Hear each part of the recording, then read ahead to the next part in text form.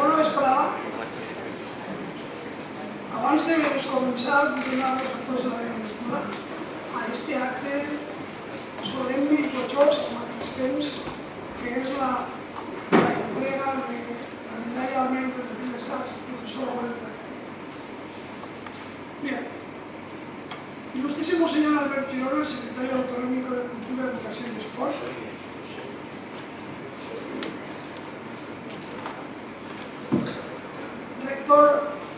Vicerrectora o secretaria general de la Universidad de Valencia, decano de la Facultad de Bellas Artes, ilustres académicos, señoras y señores.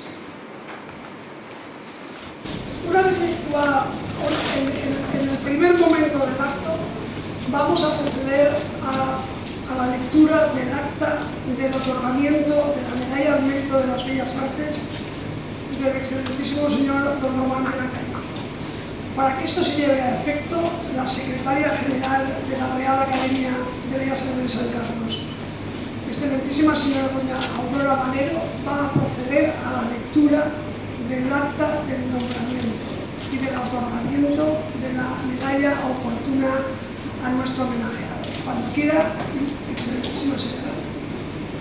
Bona vesprada. La Real Academia de Bellas Artes de San Carlos, reunida en Junta General el día 9 de febrero de 2016, acordó por unanimidad conceder la medalla al mérito en las Bellas Artes al excelentísimo señor don Román de la Calle, catedrático de Estética y Teoría del Arte de la Universitat de Valencia Estudi General, académico de número y expresidente de esta Real Corporación. Dicho reconocimiento público le ha sido otorgado por el compromiso ético mantenido con la cultura, por su larga y eficaz trayectoria como investigador, por el ejercicio de la docencia desarrollado durante cerca de 50 años como profesor de Estética, Filosofía y Teoría del Arte en diversas universidades, principalmente en la Universidad de Valencia. También por su reconocida preocupación pedagógica, por la densa dedicación aplicada al estudio de las artes plásticas y visuales, así como su explícito interés por la crítica del arte, tanto en el estudio de sus fundamentos como en su práctica efectiva durante años. Asimismo, muy especialmente, le es concedido el galardón en reconocimiento a la sólida gestión llevada a cabo como presidente y como académico numerario de esta real institución. Todo lo cual, como académica secretaria general y con el visto bueno del señor presidente, certifico en Valencia a 14 de junio de 2016. Bueno, pues a continuación vamos a proceder al hecho físico de otorgar la medalla, que para esta institución pues es una satisfacción enorme, porque seguimos por él una verdadera devoción y admiración.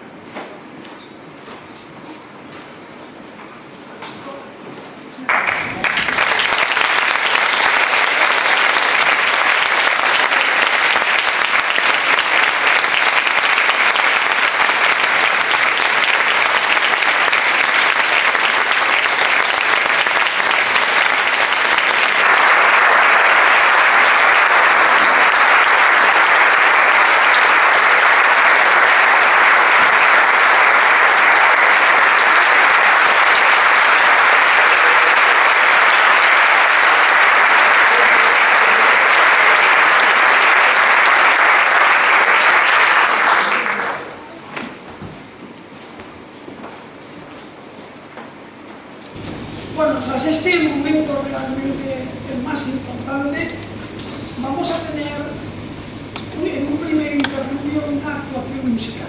Hemos querido en la Academia que este acto, al mismo tiempo que fuera pues, tradicionalmente académico, fuera más festivo, y hemos introducido música en su conjunto, y bueno, va a participar en el mismo dos personalidades que generosamente pues han querido colaborar con nosotros y a los que les agradecemos mucho pues, su participación aquí. Uno es Vicente Rivera, que bueno, todos lo conocen, que es un magnífico profesor de BOE, y luego Bartomeu Jaume, que es académico de número de la institución y profesor del Conservatorio Superior de Cerámica. Cuando queráis, por favor, tenéis.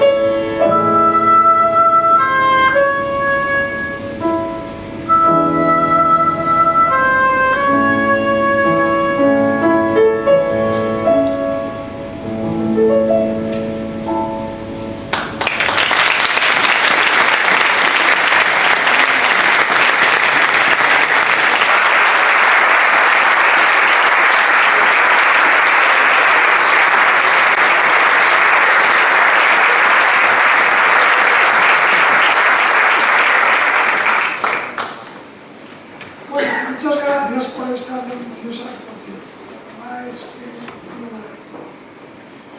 Bueno, una vez efectuada la imposición de la medalla al mérito a las bellas artes al excelentísimo señor Don Román de la Calle, voy a proceder a la perceptiva lectura de su laudatio, tal y como es tradición secular de nuestra institución.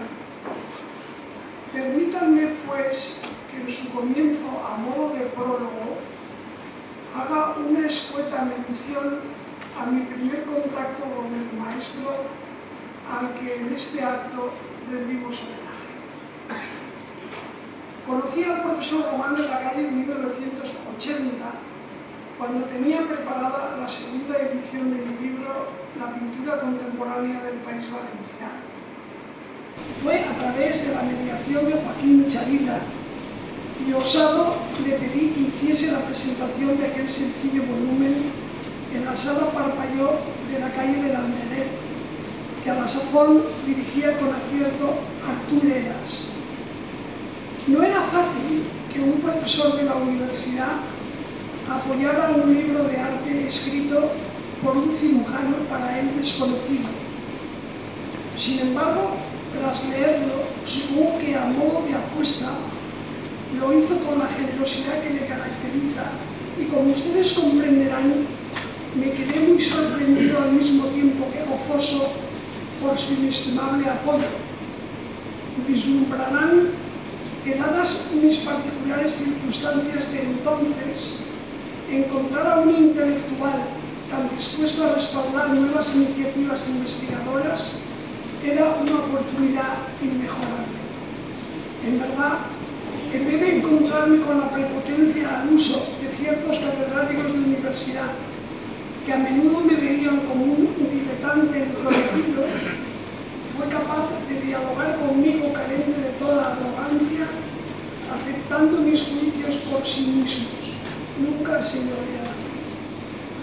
Pasamos varios años de una trabada o una profunda amistad basada en el respeto, pero enriquecida siempre por sus enseñanzas. He de reconocer que el profesor Román de la Calle fue determinante en aquella coyuntura para que me doctorara incluso con premio extraordinario precisamente en la especialidad de filosofía que él impartía en la Universidad de Valencia. Ni que decir tiene que desde aquella lejana tarde de la calle de Landerer sentí el cobijo de sus instrucciones y me encontré al abrigo de los riesgos que con sus sabios consejos me ayudó y lo sigue haciendo a estudiar, a trabajar con rigor y a recibir. El apoyo de un maestro es lo que he sentido a su lado a lo largo de mi trayectoria, iniciada entonces en el área de la estética y teoría del arte, así como en la gestión de la cultura. Una sintonía que respeta ciertamente los contrastes, porque personalmente el profesor Román de la Calle le manifiesto a él mis juicios y pareceres acerca de lo que nos rodea, aun a sabiendas de que sus modos de ver tienen con el mío importantes diferencias. Además, debo confesar sin ningún tipo de rubor que nunca ha regateado un minuto para intentar comprenderme y a su vez exponer su correspondiente opinión en cada caso. Comprenderán, pues, que con una relación de ese calibre, cuando la Real Academia decidió otorgarle unánimemente su más alta distinción, me ofreciera de inmediato a realizar esta laudatio para intentar explicar cómo personalmente entiendo y juzgo su destacada trayectoria profesional y humana.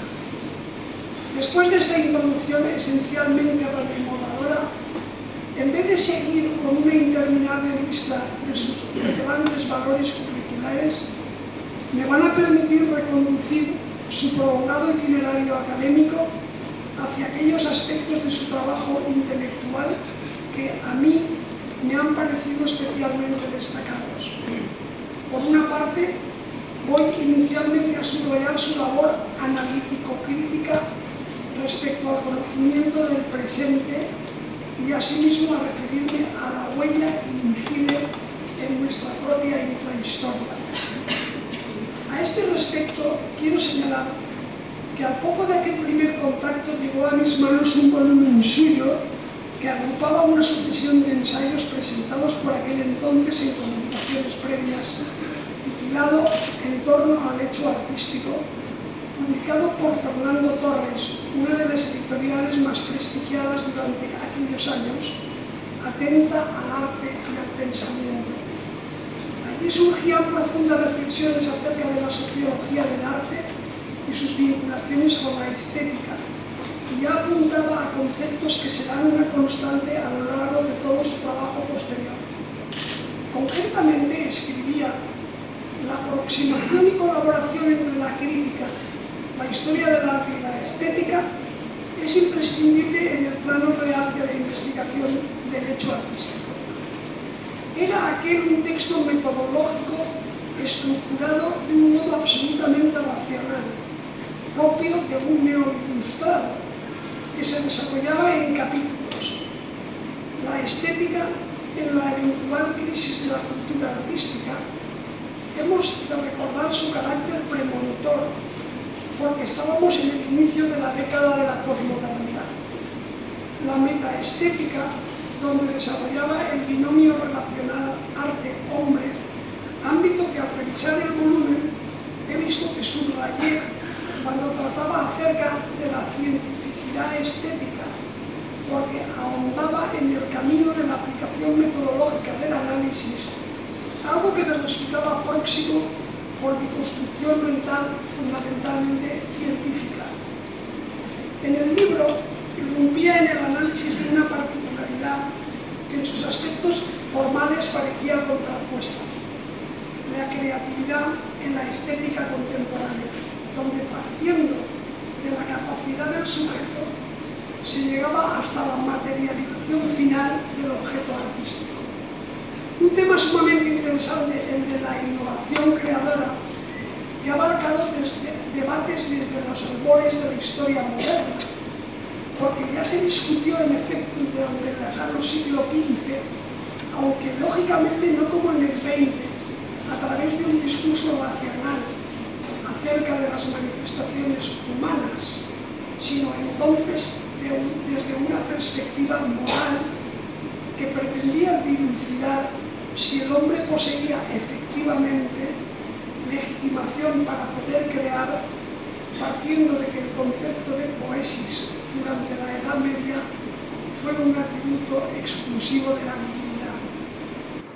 Después de un lúcido análisis de todos los procesos implicados en el hecho artístico y de sus correlaciones sociales, el profesor Román de la Calle concluía en su precioso libro que el arte continúa siendo el reducto creador por excelencia, sobreviviente de aquel mortal emplazamiento hegeliano que vaticinaba su extinción en manos del pensamiento. Solo por eso el hombre debe, aunque lo ignore o olvide con frecuencia, más de lo que imagina a él como expresión singular de su propio proceso de hominización. Fin de la cita. Estaba entonces descubriendo y consolidando sus claves de reflexión, que luego aparecerán de forma aplicada en centenares de artículos de crítica de arte, en decenas y decenas de prólogos, de libros y de textos de exposiciones. Inmerso, pues, en la concepción neoilustrada del conocimiento estético, solo 2 años más tarde publicaba otro volumen clarificador, Estética y Crítica, en 1983. Aquí se abordan cuestiones fundamentales en los elementos constitutivos de los juicios contemporáneos, como originalidad y vanguardismo, y entre la innovación y el valor, acentuando aspectos que se han perpetuado al menos hasta la revisión crítica de la modernidad. Siendo así que la originalidad evidentemente denota innovación, afirmaba, y supone connotaciones de valor, tendremos en el nivel lingüístico una infracción generalizada de esta clase de términos, y este hecho refleja y manifiesta en última instancia el tipo de cánones vigentes en la sensibilidad actual.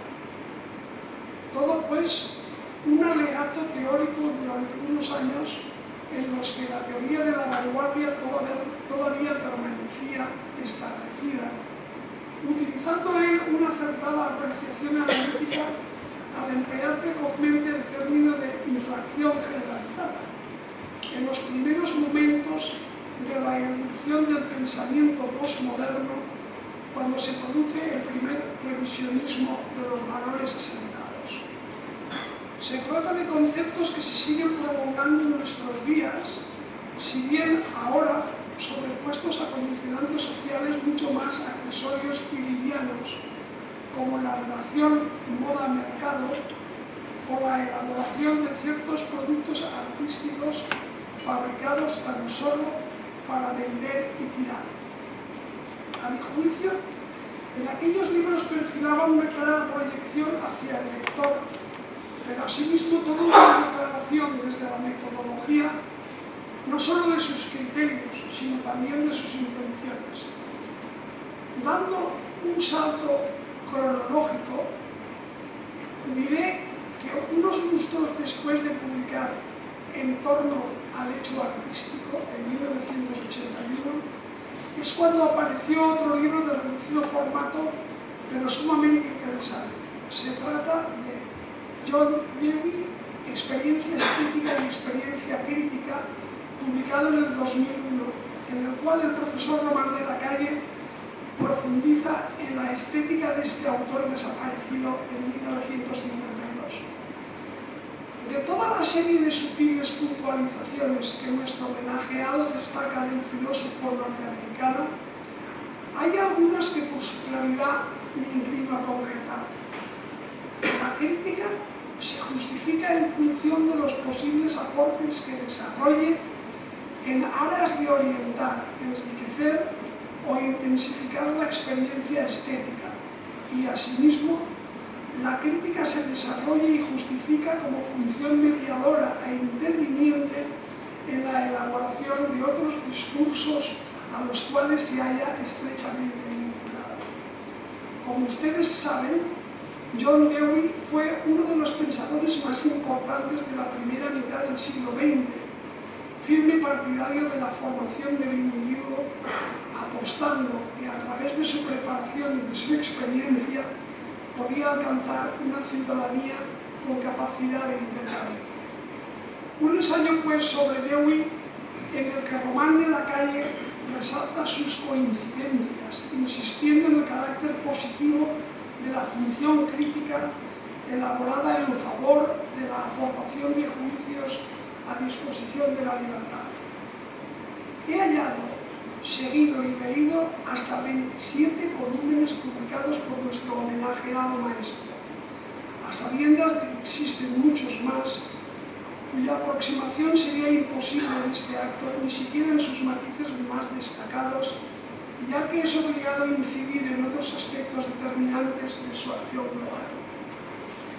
Si existe una segunda vertiente igualmente destacable que la de la investigación y publicación de los resultados, en la que la trayectoria de Román de la Calle alcanza una importancia capital, es sin duda su proyección docente.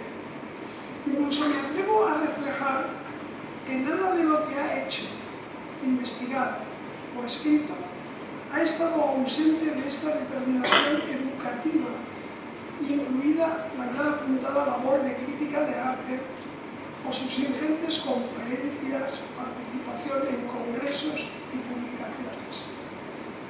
De manera resumida, apuntaré en este sentido como perfil global algunos datos. Libros como autor único, ha publicado 46. Capítulos suyos dentro de libros de carácter colectivo, 145. Artículos publicados en revistas, 97. Edición o coordinación de libros, prólogos y traducciones, 72. Participación en congresos, jornadas o encuentros especializados, 149. Todo ello en 45 años dedicados a la docencia e investigación universitarias quizá algo sin duda alguna apabullante. Pero sigamos aún algo más al hilo de mis recuerdos. En 1985 había publicado además otro libro, Lineamientos de Estética, con una edición sumamente sencilla y utilitaria, dedicado a los fundamentos básicos del conocimiento en ese ámbito disciplinar. Al tratar de definir la estética, refería, somos conscientes de la dificultad que supone al intentar hacerlo desde una situación totalmente impersonal y neutra. En cierta manera, esta tarea se nos antoja casi como algo semejante al hecho de querer definir parte de nuestra propia existencia, ya que tanto la experiencia estética como la reflexión que comporta son fenómenos radicalmente humanos, profundos, gracias a cuyo cultivo se desarrolla a sí mismo de algún modo la misma personalidad del sujeto. Fin de la cita. He de confesar que Lineamientos de Estética se convirtió para mí en un libro de cabecera que he releído innumerables veces. Pero aquellas palabras iniciales eran ya todo un testimonio del humanismo racionalista y didáctico que ha presidido a lo largo de sucesivas décadas el trabajo de nuestro insigne homenajeado. Un texto básico que sirve como báculo para adentrarnos en ese mundo complejo que reflexiona, entre otras cosas, acerca de lo que entendemos por las categorías estéticas, que son barandillas de nuestro lenguaje, de nuestros gustos y de nuestros valores. Lo bello, lo sublime, lo trágico, lo kitsch o la fealdad, el humor o la ironía. Aquel volumen pensado probablemente para sus clases era sin embargo claramente ambicioso por su carácter proyectivo, por su valor como manual de uso, barato, cómodo, pero sobre todo por su apurada y explícita claridad y tratamiento. Y es a raíz de estos breves comentarios sobre el libro donde deseo resaltar su actividad docente como catedrático de Estética y Teoría de las Artes de la Universidad de Valencia, después de haber sido primero profesor adjunto y también titular durante años también en otras universidades. Siempre quiso dedicarse a la docencia y con su Premio Nacional de Carrera bajo el brazo de la especialidad de Filosofía, obtenido hacia mediados de los 60 por aquel eterno becario Leocinio de Alcoy, pudo por fin ver entusiasmado cómo se le abrían las puertas de la Universidad de Valencia, tanto por su expediente de excepción como por sus cualidades personales, que sin duda no pasaron desapercibidas por sus profesores. Podemos afirmar que el profesor Román de la Calle se ha constituido en la dedicación a este quehacer en una especie de paradigma, erudito, accesible, cercano, integrado, pero asimismo exigente, crítico e inconformista. Como ustedes saben, ha impartido docencia a centenares de universitarios a lo largo de más de 4 décadas que guardan un imborrable recuerdo de su capacidad y de su talento. Pero asimismo ha coordinado durante lustros el Instituto Universitario de Creatividad e Innovaciones Educativas, configuró y puso en marcha también el Departamento de Estética y Teoría del Arte de la Universidad de Valencia y a finales de los 70 hizo posible y promocionó el Máster de Estética y Creatividad Musical, gracias al cual decenas de músicos accedieron a los estudios de tercer ciclo. Posibilitó el posgrado de Educación Artística y Museos, que ya va por su 18ª edición, y ha dirigido hasta 90 tesis doctorales en diferentes centros y 115 tesinas, trabajos de investigación y de fin de máster, con un rigor que se extiende desde la hipótesis inicial del trabajo hasta la última de las conclusiones. Puedo dar fe personalmente de ello. Sin duda, ha proporcionado pues a la propia universidad el prestigio de un intelectual destacado y considerado como muy valioso por todos los estamentos, y me atrevería a decir incluso que respetado por todas las ideologías. De hecho, diremos apoyando nuestras palabras que, por ejemplo, tanto la Facultad de Filosofía y Ciencias de la Educación de la Universidad de Valencia como la Facultad de Bellas Artes de la Universidad Politécnica me han concedido respectivas medallas de reconocimiento a su labor. Y también el propio Ministerio de Educación hace ya décadas le concedió la Cruz de Alfonso X el Sabio, mientras que asimismo el Ministerio de Educación de Francia le otorgaba de Palme Académique. No debemos olvidar que muchas de sus clases han sido impartidas en valenciano, así como también un conjunto de libros y publicaciones, etc. Dando testimonio de ello, quiso, al tomar posesión de su plaza como académico numerario elegido en 1998, pronunciar su discurso de ingreso en valenciano, l'educació per l'art, valors pedagògics i estètics de la modernitat en el año 2000, siendo la primera vez que así se hacía en esta histórica institución. Para cerrar la referencia a sus libros, recordamos que en su capítulo en lineamientos relativo a la ontoestética nos atrajo también el estudio de las asociaciones históricas entre el verum, el bonum y el pulcrum, hasta el punto, y este es el tercer aspecto en el que ahora me deseo adentrar, que casi sin darse uno cuenta suponen y tejen quizás la mejor explicación del fundamento de los quehaceres éticos de la persona a la que ahora homenajeamos. Al tener el privilegio de haber compartido con él criterios de valor, reflexiones sobre el mundo y sobre la legitimidad moral en la elaboración del juicio, puedo testimoniar de manera especial el rigor con el que aborda los asuntos intelectuales, la exigencia formal que demanda y la explícita y exquisita preocupación ética con la que acomete cada una de sus acciones. Siempre prefirió además trabajar en grupo, doy fe de ello, y colaborar en proyectos e iniciativas comunes, y sigue haciéndolo.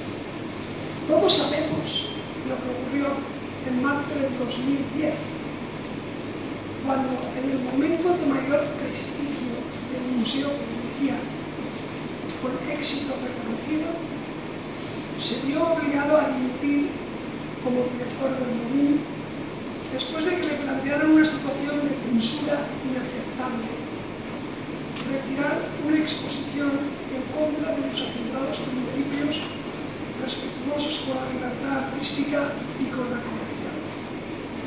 Ciertamente fue una presión insostenible que puso en evidencia a sus propios promotores y que en cambio lo convirtió a él de inmediato en todo un referente cuya actitud no fue ni más ni menos que la consecuencia de una integridad formada desde los tiempos de aquella interminable posguerra y forjada definitivamente en medio de la dureza del quehacer diario en cada una de las actuaciones que integra en su trayectoria.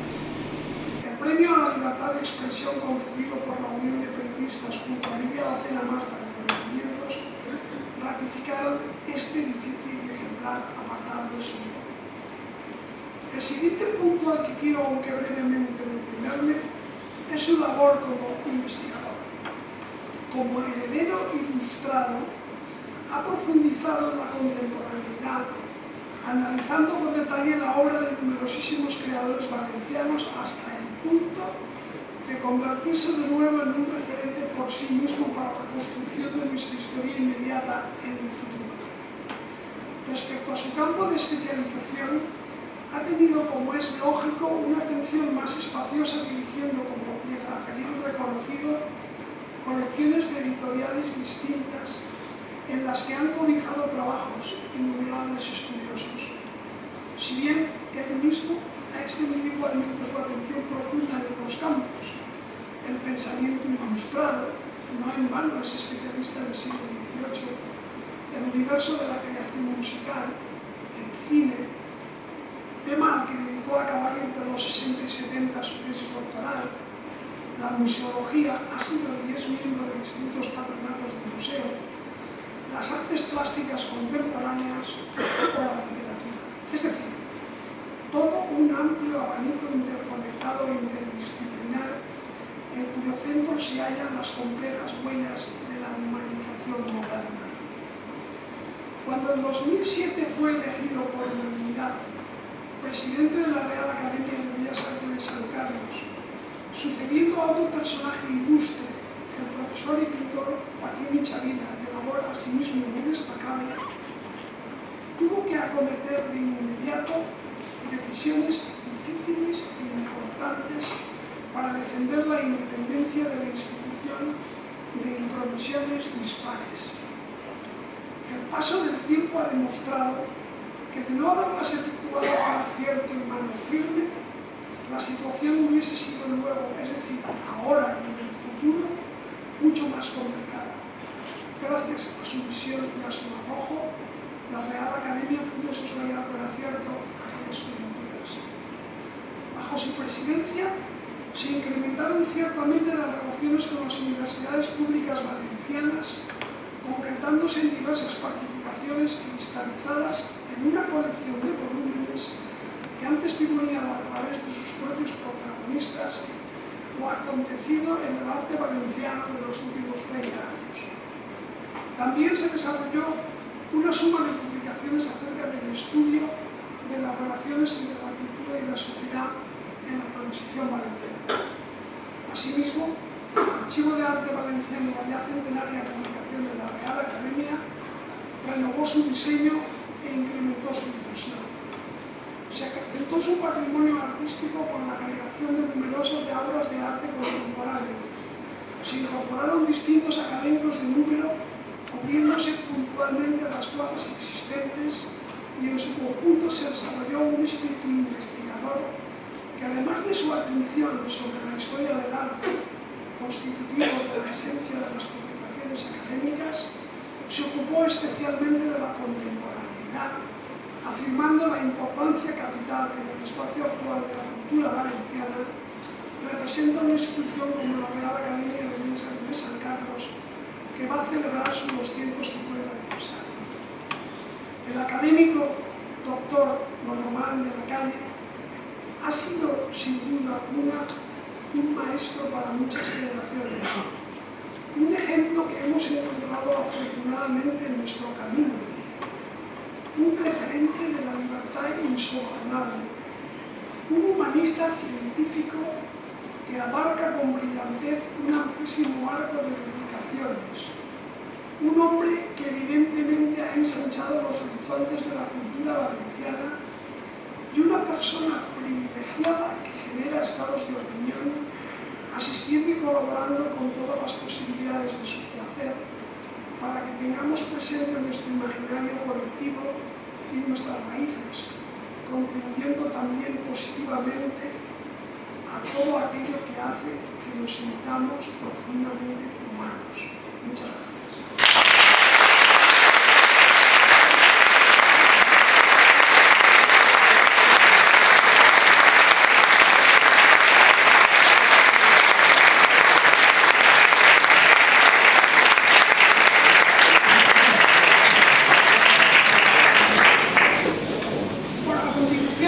Vamos a asistir felizmente a un segundo interludio, en el cual van a interpretar unas canciones de Palau Piliturina y María Estrada y Bartolomé Jaume García.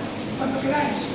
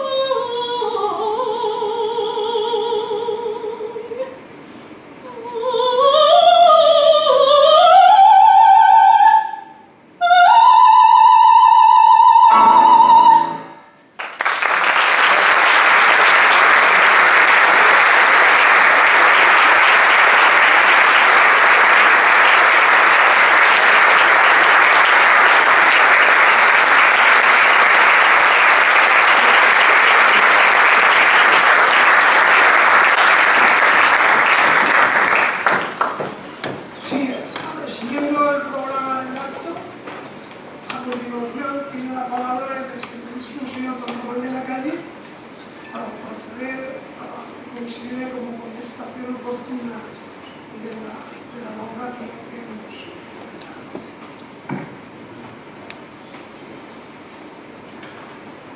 Excelentíssim senyor president, il·lustríssim senyor secretari econòmic, il·lustríssim i excelentíssim senyors acadèmics i senyors acadèmics, representants de la Universitat de València, de la Universitat Politècnica, de la Universitat de Castelló, de la Universitat d'Alacant, regidor de Cultura d'Alcoi,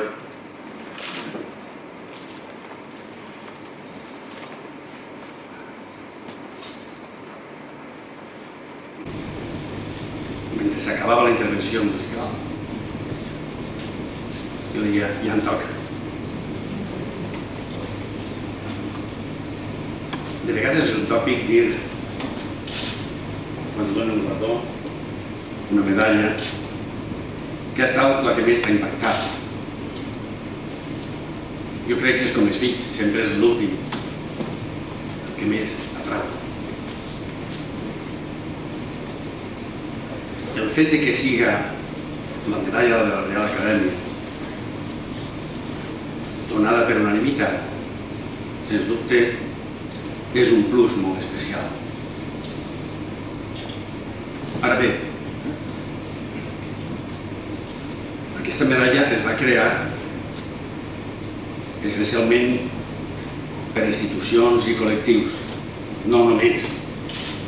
També és cert que en les seues bases figura la possibilitat de donar-li a persones concretes. Ahir, amb un follet publicat fa un any, el vas buscar i el vas trobar. Quines són les persones individuals que han tingut aquest reconeixement? No és tant les persones, que també, Pereort, Lozano, Garimpare, Furió, Silvestre de Dreta. El que m'ha impactat és que tots estan morts.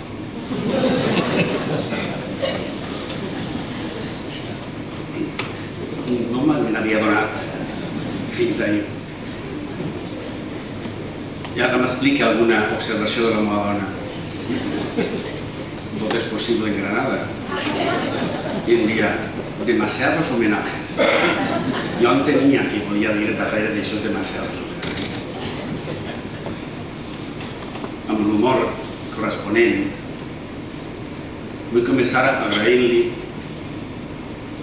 la laudatio corresponent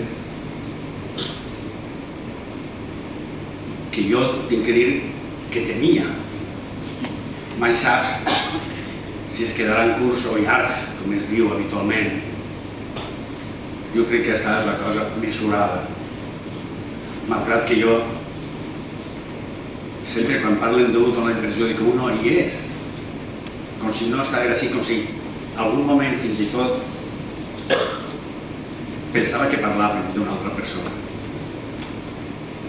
En alguns dels casos, quan anava relacionant qüestions, la mirada estreta anava fent una mena de traveling o de zoom. No em puc oblidar la meva tesi sobre cinema. Quan un catedràtic de filosofia em deia, usted que tiene madera de filósofo, que ha tenido el premio final de carrera, ¿cómo se dedica a esas trivialidades? Alguna vegada ho he contat. I jo tenia raó. El cinema no sols és un art, és un mitjà de comunicació fonamental, i com estava a prop a la disciplina d'ètica la persona que m'ho diga, li vas dir, per explicar-me ètica, les pel·lícules li anirien de por. No sé si ho va entendre. En qualsevol cas, zoom o traveling. Anava dient coses que sincerament era com si fos una altra persona, però els rostres em vinculaven. El que està dient està ahí. Un alumne, un company, un artista, un amic. Gràcies per vindre, per què no? Per a mi ha estat com el record puntual d'una vida. Es podia fer fins i tot una mena de pel·lícula a partir d'aquesta narració i focalitzar-ne en les mirades, en els rostres, en el somriure de tots els que així som. Fins i tot la sorpresa que en un moment determinat mire i veig a la meva neta que no viu a València i està escoltant. Aleshores és com m'he posat nerviós.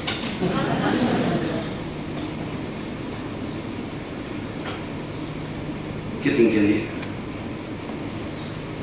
Jo he estat sempre, i s'ha dit, i estic ben cofoi de la representació universitària que s'hi és, ha estat diencenc universitari. Justament, permeteu-me, i vull donar una explicació. La setmana passada, el rector d'Estudis General signava amb mi la donació de 40 obres. Alguns dels artistes són així. Alguna persona de l'acadèmia em preguntava per què la universitat? I jo aclarís, per què no l'acadèmia? L'explicació és ben senzilla. Aquestes peces, en l'eslògan que jo li vaig dir al rector, 40 peces, 45 anys de professor, més és d'estudiant un segle llarg. És cert. Aquestes peces, al llegir una tesi, al fer de comissari en una exposició, a l'escriure una monografia, molts esteu així i estic veient-vos el rostre. Era un joc de d'un intercanvi. Sempre m'ha paregut més legítim. Els diners.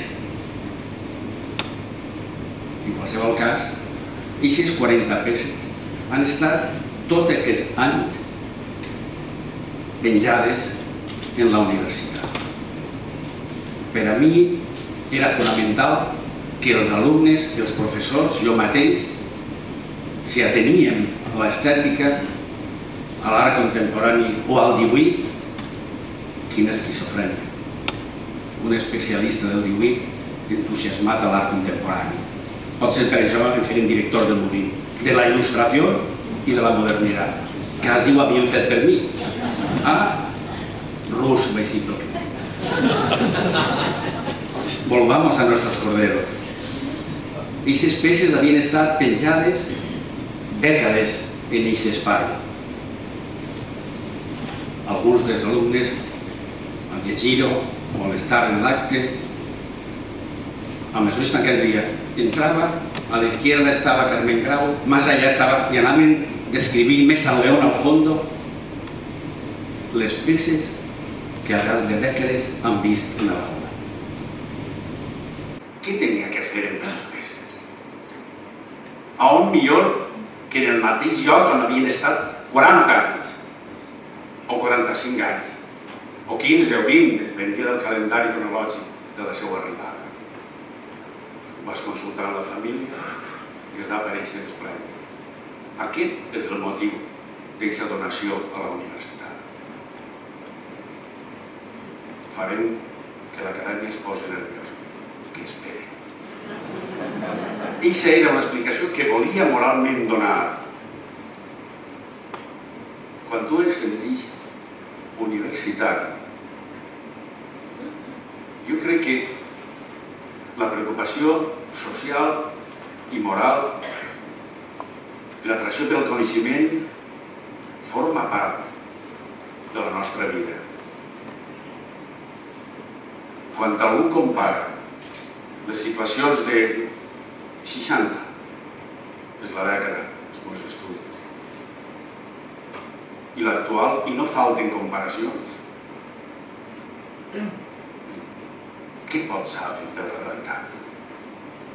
Què mons tan diferents? Què mons tan diferents? I podríem posar molts exemples. Tot això m'ha vingut al cap mentre llegia l'Educat. Que mons tan diferents. estudiava jo el 5è de filosofia. Alguns amics ho saben. El professor París va tenir una sort extraordinària en els professors que tingueren. Una sort extraordinària. Perquè potser Madrid i Barcelona tenia l'èlit escolàstica determinada. Però nosaltres teníem marxistes, analistes, fenomenòlegs. La formació nostra fou extraordinària. Potser anar a una oposició ho passarien fatal, perquè no donaven el perfil que s'esperava que donaren. Però recordo perfectament, quan vaig treure la plaça a la Complutense, que les meves classes s'amplien. Jo dic, si estic dient el mateix que deia en València, parlar d'estètica, de cinema, de política i les aules plenes. Potser Santo Tomàs no estava entre els títols dels meus temes, malgrat el meu coneixement, perquè també s'hi van tindre escolàstics de primera. Chapó al respecte. Doncs bé, Carlos París se'n va a l'Autònoma perquè es crea la nova universitat. I el degà, en Quidra, això que penses, què heu de fer? Perquè les manifestacions en el claustre eren diàries. I em diu, s'atreveria vostè a donar el curs d'Història de Sistemes Filosòfics de Carlos París? Em vas tindre que sentar. Eixa és la gran diferència de 60 i d'ara. No tenien professors per a una substitució definitiva. Recordo que als 15 dies em va arribar el paper de Logra Tamayo, que era el ministre de Franco, autoritzant-me. Tot això ho he pensat en aquell moment, perquè tot això forma part d'una trajectòria. Ara tenim quantitat d'estudiants perfectament preparats i que podrien fer-se immediatament càrrec d'aixes classes. No en comparem. Però aquells moments eren moments d'il·lusió i de transformació. D'il·lusió i de transformació fins i tot per a un becari com jo. Tota la vida he estat becari. És més, no vaig poder començar a estudiar fins que no vaig tindre la beca. Soc el perpetu becari. Per això, quan em parlen de retallades, què tinc que dir-vos? Becari que arriba a la universitat i creu perfectament que la vida no sols és estudiar.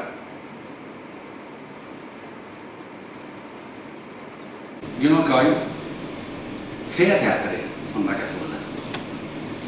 No mai agrairé aquelles experiències, perquè fou on m'adoní de la importància de treballar en grup. Després ho he pensat, perquè jo sempre he col·laborat amb gent, fins i tot dirigint jo les coses, perquè un a soles no fa res. Abans ha dit coses. Res del que ha dit es veu sols a mi. Ni la creació d'un departament d'estètica, quan l'estètica era una assignatura en totes les facultats de filosofia. Una, crear un departament amb 9 professors. Vosaltres penseu l'esforç que això és. No sé com es va aconseguir. Dialogant amb arquitectura, amb belles arts, en història de l'art, 45 anys també donat estètica en història de l'art, en filologia, amb l'aventura de l'Institut de Cine, Ràdio i Televisió, que no mai va ser institut universitari. Des del primer dia vaig estar ahí, al costat sempre de gent. El postgrau d'Educació Artística i Museu, sense col·laboració no ho hagués fet mai. I per què ho feren? Per què aquesta obsessió en la relació entre art i educació? ho he dit moltes vegades, protestant fins i tot, perquè mirem el programa de Belles Arts. No hi ha ninguna disciplina que estudi art d'educació i després van a dedicar-se a l'institut moltíssima gent a donar classe de dibuix. Però és que mirem en filosofia, tampoc n'hi ha, ni en història de l'art, tampoc n'hi ha, en pedagogia, tampoc n'hi ha, art d'educació, tots es queixem. Es veu que com la Via Mili es donarà per suposat el valor, l'educació. Pot ser per això, paral·lelament a fer filosofia, jo vaig fer pedagogia. No mai és fer rendible acadèmicament aquest títol, però estic convençut que aquesta preocupació, a més de casar-me amb una psicopedagoga, l'he tingut sempre en l'ADN. En l'ADN.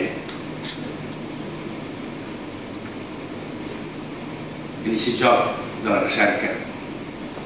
I fèrem el postgrau, però sempre en col·laboració amb demés. I quan es parlava de creativitat, entre les dues universitats fèrem l'Institut de Creativitat i Innovacions Educatives. Jo vaig tindre la sort de començar el 67-68 en les dues universitats, en el Politècnic i en la literària. Què donava en el Politècnic? Estètica en arquitectura i lògica, matemàtica en enginyeria, perquè també tenia les seves pretensions científiques. Parlem de la vocació. La vocació, el 60% és contextualitat, atzar. Si treballar en grup a mi em va atraure, vas descobrir també la importància de la relació entre les coses. La representació teatral és relació entre els elements. L'art és relació entre els elements. El grup és relació entre els elements. La categoria de la relació és fonamental sempre.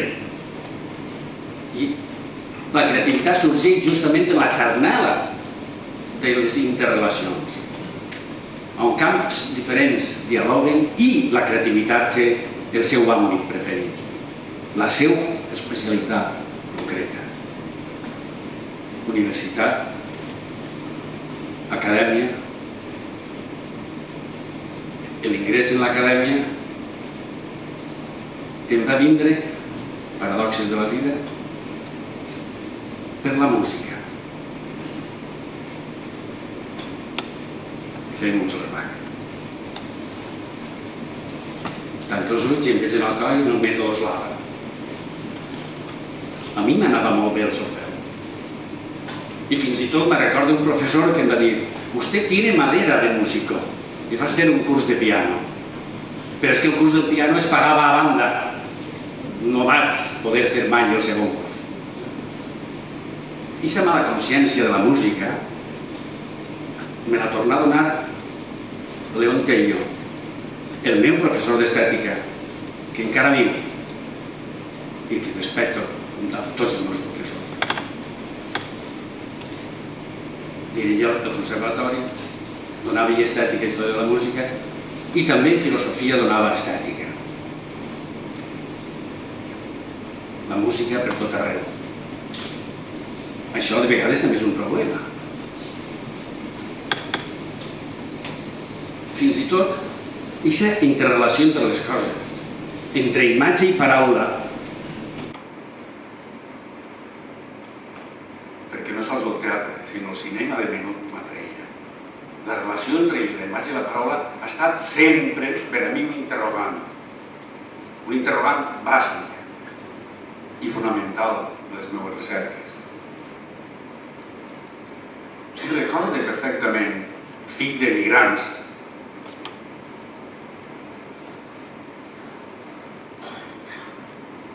que vaig voler buscar arrels. El coll de la postguerra no era fàcil. Fins i tot no tens ni arbres per afrontar en el camp. Una pera, una magrana, no. fàcil. I jo me n'adonava que els demés xiquets tenien cosins i avis, i jo no. Ho he comprès després. Em va vindre un desig immens d'aprendre valencià. Tot es donava en castellà a les escoles, però la gent al carrer parlava valencià. I jo era de la calle, de la calle. Tenia que aprendre en el carrer. I recorde perfectíssimament que el Centre de Cultura Valenciana, que es dedicava a fer excursions essencialment, també donava uns cursos. I sense saber per què, em vaig posar a estudiar com un negre. I després vas entendre perquè volia tindre arrels també. Entendrem per què. La majoria, com s'ha dit, de les meves classes foren en valencià. Perquè molta gent que sí que tenia el títol era incapaç de fer-ho. No penseu que és fàcil, i ho sabeu bé. Perquè una cosa és el llenguatge quotidià, i una altra cosa és filosofia, lògica, matemàtica, sociologia, perquè donaven el que et calia donar. Buscant les paraules en la preparació immediata. Això acaba donant-te entre el teatre, tarima, escenari, i vull recordar una vegada més, quan dius en casa, jo voldria ser actor. I estava convençut, perquè de menuts, Ovidi i jo fèrem una òpera. Tenim la mateixa edat. A ell li digueren que sí. A mi em digueren que no. Però en qualsevol cas, l'escenari és tarima. I així estem. No sé si fent teatre, però en qualsevol cas, buscant l'expressió de gratitud a unes paraules i de conjunció a aquestes cares que estic fent. Universitat, doncs. Però tornem al fil de la mala consciència musical. La relació entre les coses, ho he dit abans, m'atreia. Relació entre imatge i paraula, però relació entre art i ciència. El tema art i ciència per a mi era fonamental, tant és així que la meva tesi de llicenciatura la vaig fer entre la relació entre art i ciència en Lukács, comparant-lo justament en altra relació entre els nou, les famoses dues cultures. Recorda la satisfacció que a mi em donava aquest estudi de la relació entre el món de l'art i el món de la ciència. És cert que entre les meves prioritats estava dedicar-me a l'estètica. Algun correu electrònic d'algun company recorda ara, fa 50 anys tots en classe sabien que anaves a dedicar-te a l'estètica. Jo li contestaria per osmosi total, perquè la plaça estava ocupada per l'Ontario. I vos he dit abans el 60% d'aquestes circumstàncies. Sols quan l'Ontario per fi se'n va a l'Autònoma de Madrid, aleshores vas comprendre i vas dir tengo vocación por la estética. Lançar és aquesta necessitat. Art i ciència. Clar que m'interessava l'àmbit de la ciència. Donava en enginyeria, lògica, matemàtica. I recordo perfectament d'un professor de Múrcia que venia fora de Jaén, amb les mans molt dures, que després fou rector. Nieto, els dos PNNs. Això de significar-se negativament, que punyeta. Professor no numerari, i és la veritat de la història. En esta laudatio està tot perfectament ben treballat, a partir del fil conductor de la seva experiència. Li ho agraeix, perquè jo mateix no sabia, com no sé, com donar les gràcies, sinó 1000 històries determinades que estic contant i no pararia. Tots sabeu que quan un professor s'ha jubilat i de repente veu l'aula 127 llena, ho he dit moltes vegades, digo, vayamos al tema 24. Doncs ara estem en el tema 45, que són els 45 anys de docència. En qualsevol cas, aquesta mala consciència de la música, gràcies al rector Pedro Ruiz, en un moment determinat, en Quidra em diu: tenim que facilitar els estudis musicals, el grau d'universitat. I la proposta era ben senzilla.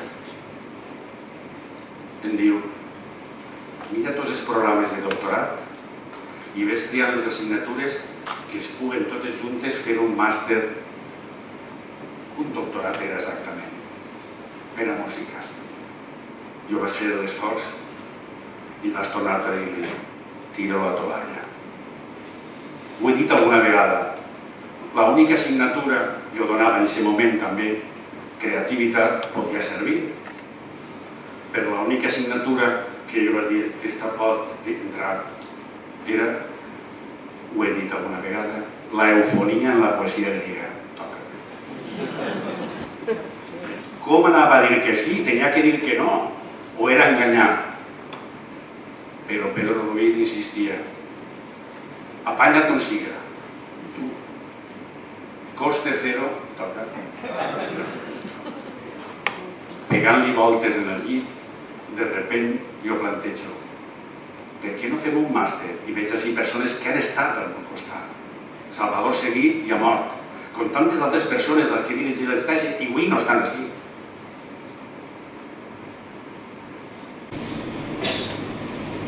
I se me va acudir: per què no fem un màster convalidable per doctorat? Acaben d'inventar Bolònia. Acabava d'inventar Bolònia. Llàstima no haver demanat la patent. Després d'un any o dos de discussió es va aprovar. I gràcies a aquests 12 anys, 55 persones han fet la seva tesi doctoral de música. En altres llocs també, però així especialment. Per això que en el programa hi ha aquests confortables espais de respiració musical, per a mi ha estat agradabilíssim. Però no sols la música i l'estètica i el teatre.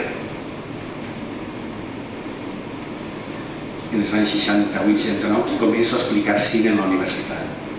Les aules plenes, tant en la literària, es diu així, com en el Politècnic. Problema: no hi havia ni projectors. I la meva dona ho sap. Cada vegada que jo jugava una em costava 3.000 pessetes i me'n pagaven 5 al mes. No s'ha divorciat, tinc que fer un món. Tots els aspectes tècnics que necessitàvem. I això va ser el tema polèmic després també de l'Institut de Cine, Ràdio i Televisió, que era essencialment teòric. No s'enganyem. I això va fer que posara un freno al tema del cinema. És la motxilla que sempre la llevaràs de portar-la damunt. Però vas pensar de les arts visuals a les arts plàstiques. I no era perquè sí, era perquè en aquest mateix moment l'Escola de Belles Arts, veig així tanta gent, acabava de Sant Carlos, l'Escola de Belles Arts de Sant Carlos acabava per decret de convertir-se en facultat i tenien que fer les tesis. Atzar. I el nostre departament ens va trobar pel mig. Quan dia les 90 tesis, 91 ja, dirigides, fou per aquestes qüestions d'història i de context. Músic, cinema, arts plàstiques, arquitectura, història de l'art, filosofia. Com podies dir que no? Però posem-se la mà en el pit, i ho dic una vegada més. Hi ha professors que no han dirigit cap tesi, o una o dos, o no volen estar en els tribunals, perquè no està obligat. Com és possible? Com és possible que això sigui així? I ho dic en veu alta, per a que les universitats prenguen nota. Com és possible que ho puga dir? Jo no dirijo tesis. Pero bueno, pero usted no es catedrático de la especialidad. ¿Quién lo va a hacer? Clar, fent números. Si algú no n'ha de cap, uns altres eren dirigits, 70, 80, 90. És la història, i ho dic amb tranquil·litat.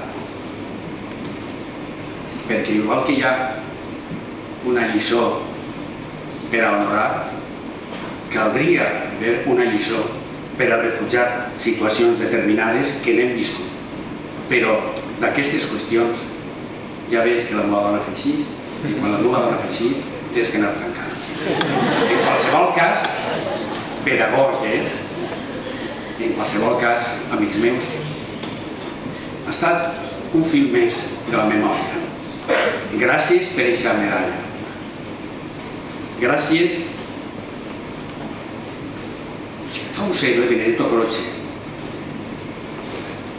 parlava del odium fidelinum, que ve de Grècia. I la traducció llatina és eixa. Odi entre aquells que modelen. En Grècia era odi entre aquells del mercat. I Croce ho dia per la dificultat immensa que hi ha entre els col·legues estiguen d'acord en alguna cosa. Amics, Croce s'equivocava. Moltes gràcies.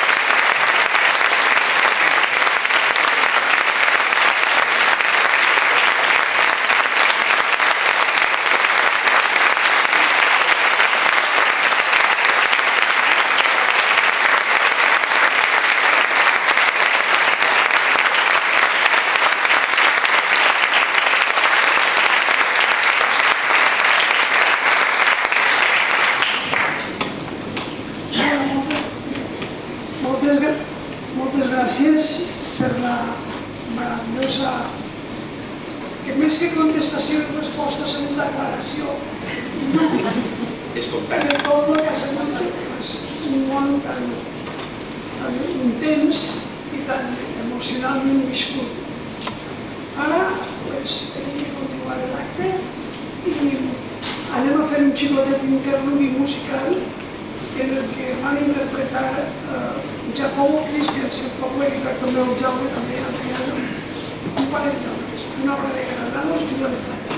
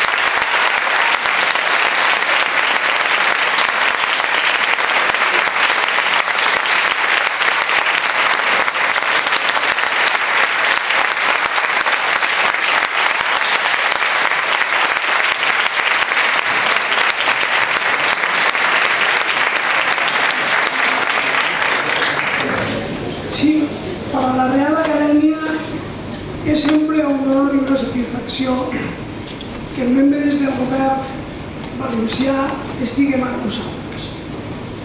Tinc que dir que, a més, el secretari autonòmic Albert Girona, que avui us acompanya, ha sigut una persona sempre atentíssima amb les inquietuds i les qüestions que a la seva obligació competen i que l'Acadèmia sempre ha trobat amb ell l'ajut i la comprensió a totes les seues inquietuds i a la seva tasca.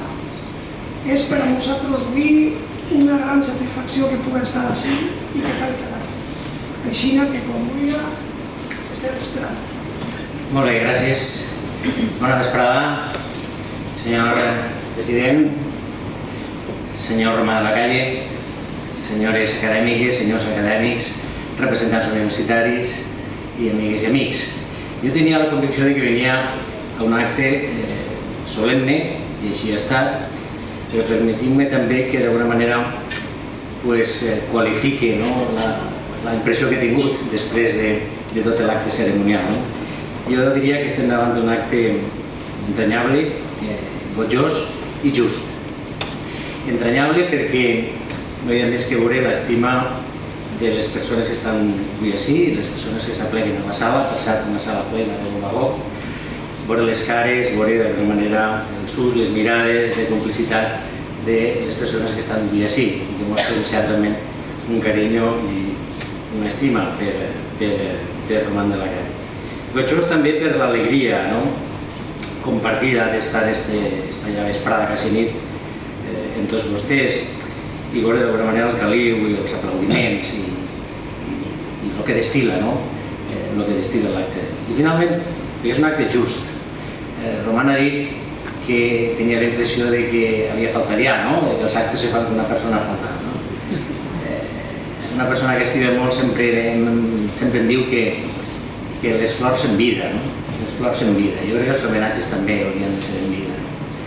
I jo crec que és un homenatge absolutament just, perquè d'alguna manera l'Acadèmia està ponderant en aquest acte, amb la concessió d'esta medalla de les Belles Arts, a una trajectòria que ha estat molt ben explicitada pel senyor president en la seva laudatio, molt ben explicitada, una trajectòria d'un bon fer, d'alguna manera, d'una dedicació que Román de la Calle ha donat en general a la societat valenciana i evidentment també a aquesta institució.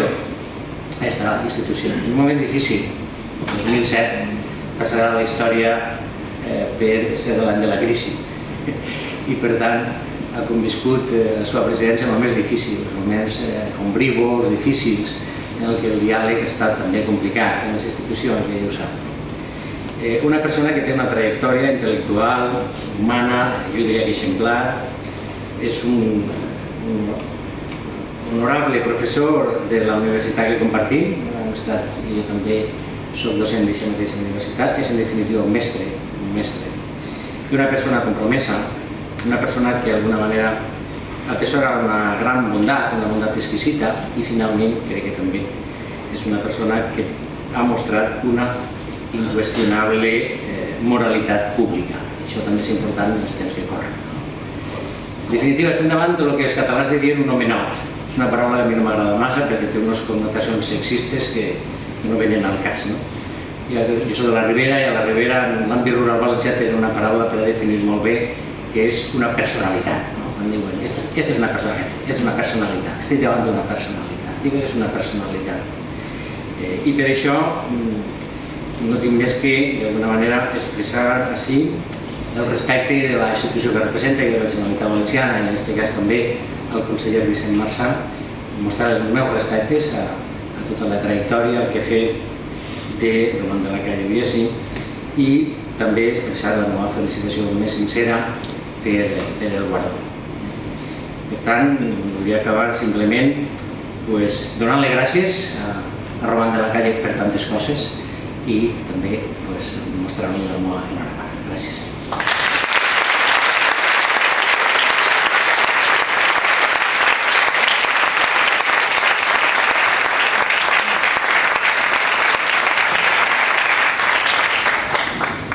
la sessió. Bona vesprada.